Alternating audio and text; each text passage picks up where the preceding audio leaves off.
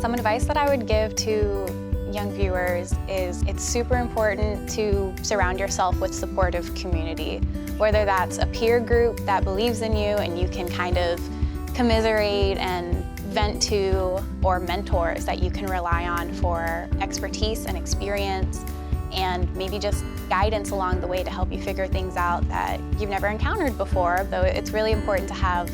some quality mentors in your corner as well. Finding a mentor can be challenging because it can be intimidating sometimes to approach someone who